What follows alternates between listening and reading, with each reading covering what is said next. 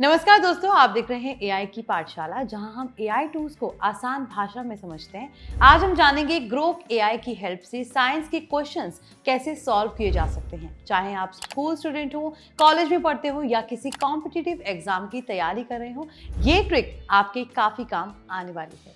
Hi everyone, you are watching NBT tech on the go. I am your host Mohini Singh. तो चलिए video शुरू करते हैं। स्वागत है आप सभी का एआई की पाठशाला में।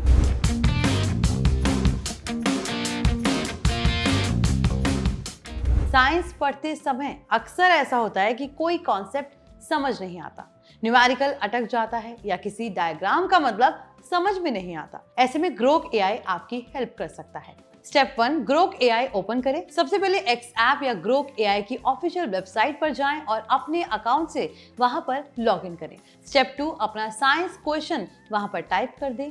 अब जिस क्वेश्चन का आंसर चाहिए उसे सीधा ग्रोक एआई में लिख सकते हैं। एग्जाम्पल, न्यूटन्स थर्ड लॉ को आसान भाषा में समझाओ या why does ice float on water.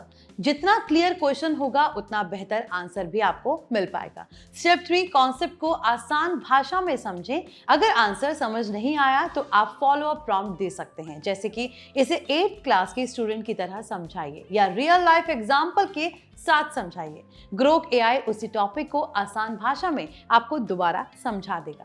Step 4, numerical questions solve करें। फिजिक्स और केमिस्ट्री के न्यूमेरिकल क्वेश्चंस भी सॉल्व कर सकते हैं। Calculate the force if mass is 10 kg and acceleration is 5 m/s²। Show all steps. Grok AI से final answer नहीं देगा बल्कि पूरा कैलकुलेशन प्रोसेस भी बताएगा। स्टेप 5, डायग्राम्स और इमेजेस का इस्तेमाल करें। अगर आपके पास किसी बुक का क्वेश्चन या डायग्राम है तो उसकी फोटो अपलोड करें और पूछें, इस डायग्राम को एक्सप्लेन करो या इस क्वेश्चन का स्टेप बाय स्टेप सॉल्यूशन बताओ। एआई इमेज को एनालाइज करके एक्सप्लेनेशन देने की कोशिश करेगा। स्टेप 6, रिवीजन नोट्स बनवाएं। किसी चैप्टर को जल्दी रिवाइज करना है तो प्रॉम्प्ट दे, फोटोसिंथेसिस चैप्टर के शॉर्ट नोट्स बनाओ या ह्यूमन डाइजेस्टिव सिस्टम के इंपॉर्टेंट पॉइंट्स बताओ।